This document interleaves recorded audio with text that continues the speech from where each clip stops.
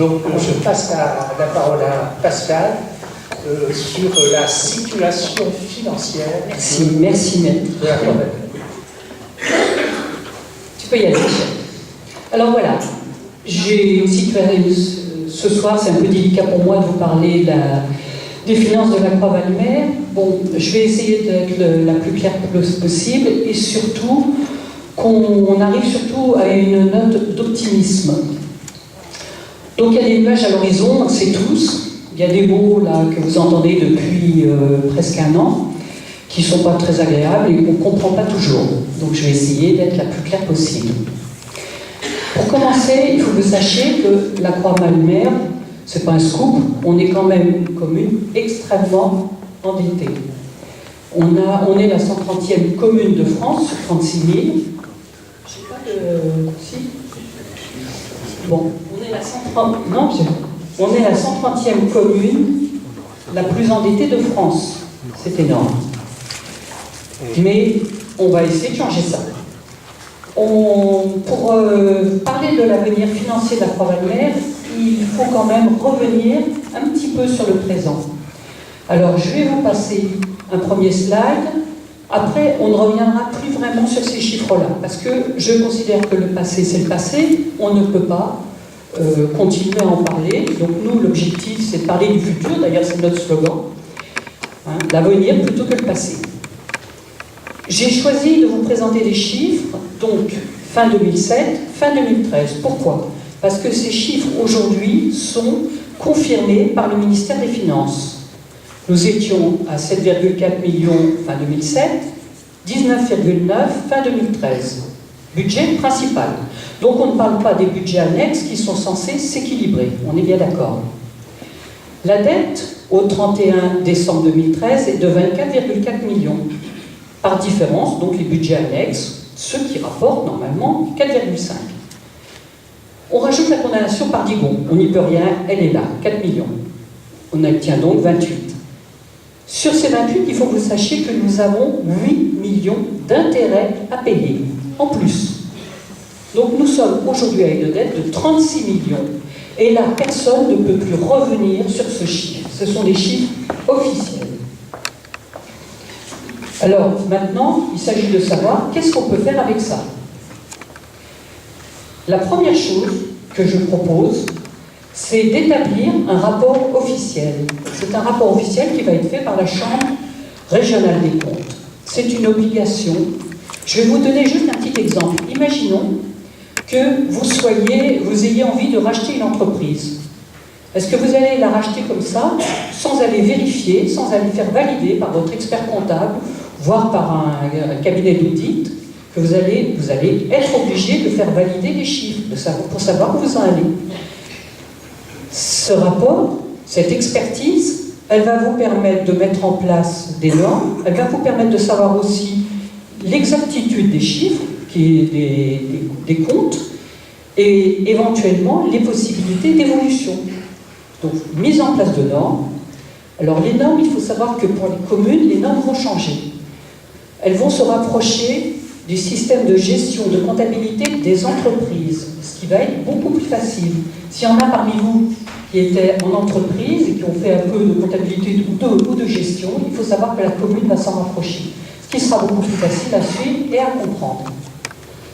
Également, nous avons des outils de gestion. Des outils de gestion, alors c'est très simple, un contrôleur de gestion, ça c'est fondamental, il faut le mettre en place au niveau de la commune, et la comptabilité analytique, il y en a.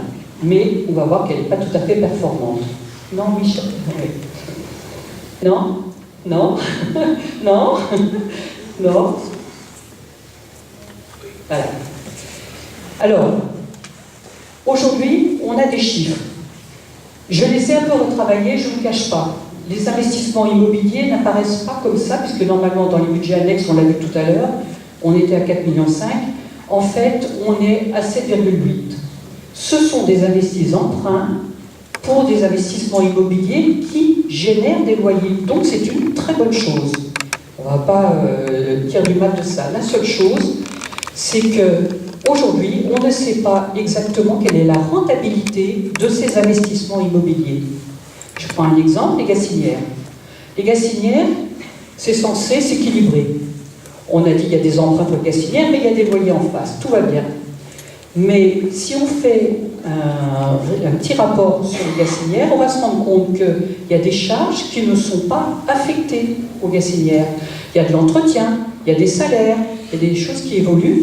Et donc il faut en permanence, tous les mois, se dire, est-ce que réellement les gazinières c'est rentable au bout de l'année, au bout des 5 ans, au bout des 10 ans? Ça, on ne le fait pas. Ensuite, il y a un autre pôle qui nous intrigue, c'est investissement de l'exercice. Sachez que en 2011, 2012 et 2013, il y a eu des investissements, des emprunts pour investissement d'exercice, durée 15 à 20 ans. Dedans, vous avez des aménagements, des vrais investissements, mais de l'entretien également. Il y a de tout. C'est un peu comme une grande poche dans laquelle on va piocher. Vous prenez 1 million d'euros. Dans ces 1 million, il y a peut-être 500 000 de vrais investissements, et le reste, ça pourrait être aussi bien du fonctionnement, c'est-à-dire des charges normales pour changer les éclairages, etc., etc. Je vous donne un exemple tout simple. Vous faites un emprunt pour une maison.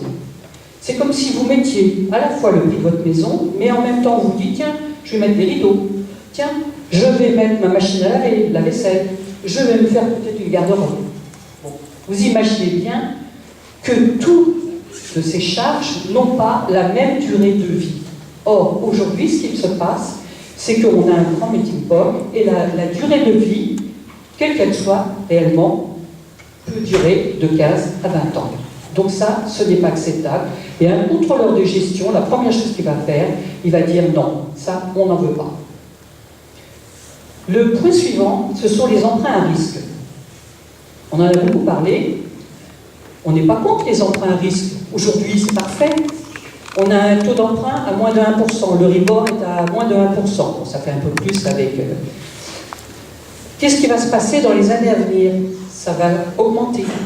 Alors on nous dit, ils sont capés. Il n'y a aucun risque, c'est capé. Capé, vous savez ce que ça veut dire? Ça veut dire qu'il y a un taux limite qui ne sera pas dépassé. Je ne vous le cache pas, je ne sais pas si c'est 4%, 5%, 7%, je n'en sais rien. Je vous ai mis simplement, si on augmente de 2 points, ça augmente de 180 000 € le surcoût annuel en intérêt. Donc l'intérêt, vous sachiez, c'est de l'épargne en moins. Donc ça, je vous l'expliquerai tout à l'heure. Donc, il faut faire très attention. Et ça veut dire que les emprunts à risque doivent être, si possible, remboursés au plus vite, ou tout du moins transformés en emprunts à taux fixe, en essayant d'être les plus optimaux possibles. Tout ça nous amène à une obligation d'établir une vraie stratégie financière pluriannuelle. Ça, c'est le mot le plus important. Ça veut dire qu'on ne peut plus se contenter de faire de la gestion au jour le jour. La gestion, on doit l'avoir comme une véritable entreprise, c'est-à-dire sur 5 ans, 10 ans. Les gros investissements doivent être prévus à l'avance. Ils doivent être acceptés par tous. Ils doivent s'inscrire dans un vrai plan.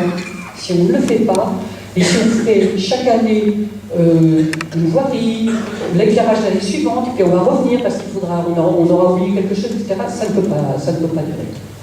Donc voilà. Le point suivant, c'est le désendettement. Une commune, nous savons que nous avons une grosse dette. Donc, est-on capable de se désendetter aujourd'hui? Je vous ai mis un indicateur, il faut le comprendre. C'est très simple. Aujourd'hui, quand on prend notre dette, on a vu qu'elle était d'environ 20 millions d'euros. Aujourd'hui, notre épargne brute, elle est fin 2013, attention, je ne parle pas de 2014, fin 2013, elle est d'environ 500 000 €. C'est-à-dire qu'il nous faut 40 années pour rembourser cette dette. Bon, c'est énorme. Vous êtes bien tous d'accord, c'est absolument impossible. Alors, comment peut-on épargner plus? On va passer au tableau suivant. Bon, c'est un peu compliqué, je vais essayer d'être très simple. L'épargne, c'est comme pour chez vous, je vous ai mis au milieu, c'est la commune, sur les côtés, c'est nous particuliers. Donc vous pouvez faire le rapport. Nous, on a des dépenses, la vie courante, si on doit aider nos enfants, on a des recettes, nos salaires, nos pensions, etc. C'est à peu près la même chose pour une entreprise. Quand on a fait la différence entre les recettes et les dépenses, on a l'épargne brute, celle dont on vient de parler tout à l'heure. Pour nous, ça s'appelle du surplus, ou ça s'appelle des économies, comme vous voulez.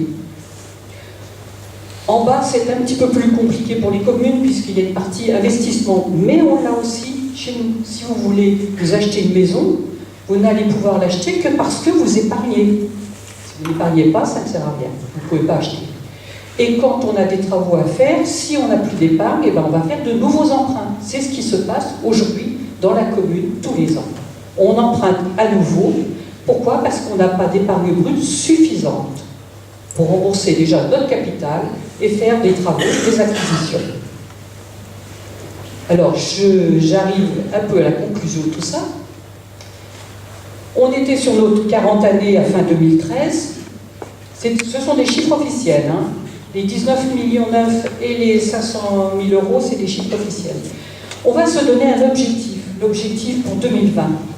Cet objectif, c'est de ramener la commune à un ratio, à une norme qu'ont toutes les communes touristiques, donc les communes qui, comme nous, ont un énorme potentiel de l'hiver, l'été, pardon, et qui l'hiver se retrouvent avec un rythme de 3500 habitants. Toutes ces communes, en moyenne, sont entre 5 et 7 ans de remboursement de dette. En 2020, je pars du principe que notre dette sera ramenée à 14 millions. Pourquoi? Parce que tous les ans, on rembourse environ 1 million, faut le savoir, de capital. On va arriver à 14 millions, et notre objectif, c'est qu'on arrive à une épargne brute de 2 millions d'euros. Donc c'est quoi? C'est un emprunt constant, hein. Ça veut dire qu'on n'emprunte plus rien, soyons bien clairs. Ça veut dire plus de rigueur dans la région, ça veut dire maîtriser les coûts, et surtout trouver de nouvelles recettes pour le développement économique beaucoup plus performant, qui nous ramène des recettes. Parce que là, j'ai parlé des dépenses, mais si on augmente nos recettes, eh bien, il est bien évident que l'épargne sera encore meilleure. Alors, je termine. J'ai mis du bleu dans le ciel, parce que j'espère qu'on va arriver en 2020 à des finances dans le bleu. Ce qui est important, c'est que nos investissements soient adaptés à notre village, et non plus comme ils ont été par quelques années précédentes. Et surtout, la chose la plus importante, c'est une véritable concertation avec les croisiens. À savoir qu'on ne peut plus aujourd'hui se passer de votre avis. Il va d'ailleurs être mis en place, et c'est une obligation, à partir du moment où on est plus de 3500 habitants, il s'agit d'un débat d'orientation budgétaire, ça s'appelle le DOB. Ce DOB doit se passer 2 mois avant le budget, avant le vote du budget, et il doit permettre à tous les citoyens et tous les élus de comprendre et de savoir ce qu'ils peuvent faire avec leurs recettes pour maîtriser leurs dépenses. Donc ça, je vous inviterai. Normalement, c'est quelque chose qui aura lieu cette année, on ne peut pas le faire puisque le budget va être voté à toute vitesse après les élections, mais début 2016, il sera mis en place et vous êtes tous invités à y participer. Et je pense que là, vous comprendrez pourquoi on a besoin des impôts locaux de tout le monde, pourquoi on doit serrer et devenir rigoureux dans notre gestion de façon à pouvoir faire des investissements, ne serait-ce que de la voirie. Voilà, je vous remercie pour votre attention et je passe la parole à François.